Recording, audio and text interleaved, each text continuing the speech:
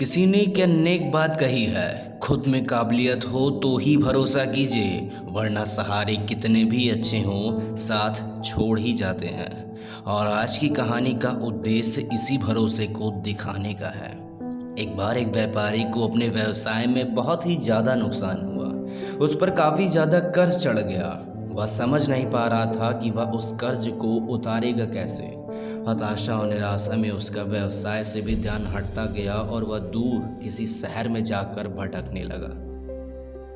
बुरे वक्त के कारण उसके मन में कई सारे आत्महत्या के विचार आने लगे।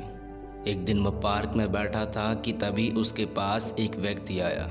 उसने उस व्यापारी से उदासी का कारण पूछा। उस व्यापारी ने अपनी सारी वजह बता दी। जब उसने वजह जानी तो उसने अपनी जेब से एक चेकबुक निकाली और बोला, मैं इस शहर का सबसे धनी व्यक्ति हूँ। मैंने इस तरह के कई उतार चढ़ाव देखे हैं और मैं तुम्हें 10 करोड़ रुपए का चेक देता हूँ। इन पैसों से तुम अपने कर्ज को चुकाओ और फिर से अपने काम में ध्यान लगाओ। और यदि कभी पैसे लौटाने का मन करे तो 2 महीने बाद यहीं आकर मुझे ये पैसे लौटा देना। व्यापारी इससे बहुत खुश हुआ और वह अपने नगर फिर से वापस चला जाता है। पहले ही दिन उसकी आमदनी बहुत अच्छी हुई। उसका हौसला बढ़ा और उसने सोचा अभी वह इस चेक को कैश न कराकर अपने व्यवसाय पर ही ध्यान लगाएगा।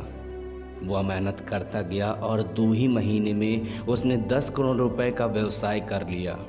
जब वह चेक वापस करने और उस व्यक्ति का धन्यवाद देने के लिए उसी पुरानी जगह पर गया तो वहां पर किसी को नहीं पाता। उसी व्यक्ति की जानकारी लेने के लिए जब उसने वहां के लोगों से पूछा तो वह आश्चर्य रह गया। लोगों ने उसे बताया कि कुछ समय पहले एक पागल खुद को नगर का सबसे धनवान व्यक्ति बताकर लोगों को फर्जी चेक बांट रहा था। जब उसने वहां के लोगों से यह सब बात सुनी तो वह आश्चर्य से भर जाता है। वह सोचने लगता है कि वह कितना हताश हो गया था, परंतु एक फर्जी चेक ने उसके पूरे जीवन को ही परिवर्तित कर दिया। इस छोटी सी कहानी का बड़ा अर्थ जानिए। जीवन में सफलता का एक ही मूल मंत्र है और वह है खुद पर भरोसा और कड़ी मेहनत।